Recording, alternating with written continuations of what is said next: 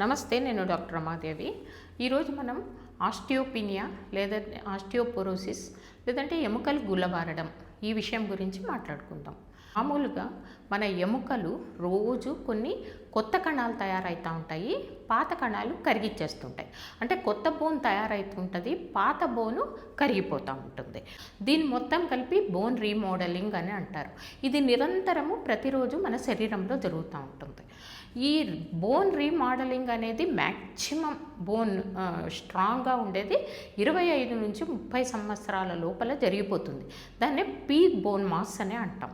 ఆ తర్వాత క్రమేపీ ఈ ప్రాసెస్ స్లో అవుతుందంటే ఏంటి, బోన్ తయారు కావడం అనేది తగ్గుతుంది, బోన్ కరిగిపోవడం అనేది పెరుగుతుంది అనమాట. ఇది మెనోపాస్ అంటే మహిళల్లో మెనోపాస్ ఏజ్ వచ్చేటప్పటికి ఈస్ట్రోజన్ ఉండదు కాబట్టి చాలా స్పీడప్ అవుతుంది. అంటే కరిగిపోవడము అనేది ఎక్కువైపోతుంది, తయారు కావడం అనేది స్లో అయిపోతుంది అనమాట.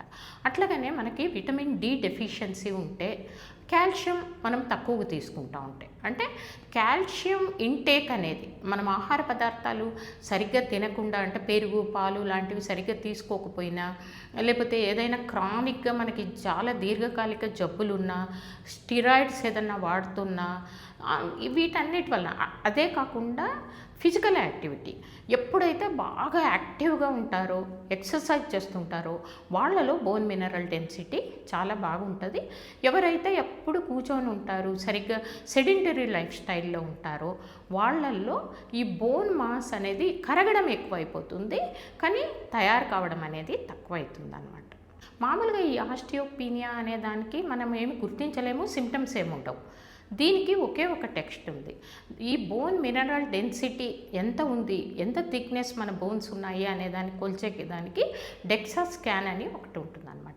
ఆ డెక్సా స్కాన్ తీసుకుంటే మనకి ముందుగానే మన బోన్స్ ఏమన్నా వీక్ అవుతా ఉన్నాయా అనే విషయం తెలుస్తుంది. మామూలుగా ఈ డెక్సా స్కాన్లో -1 నుంచి -2.5 వరకు కనుక స్కోర్ ఉంది అంటే మనకి ఆస్టియోపీనియా ఉన్నట్టు, అంటే మన బోన్స్ గుల్లబారుతున్నట్టు.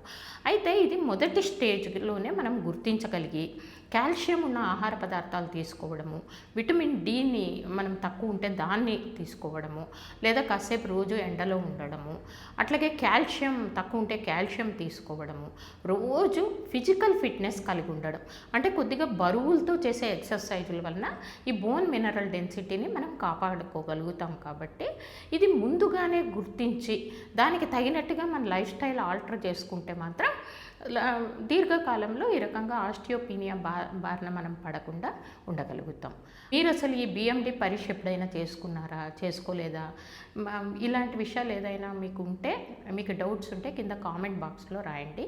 నేను ప్రతి కామెంట్కి ఆన్సర్ ఇస్తాను.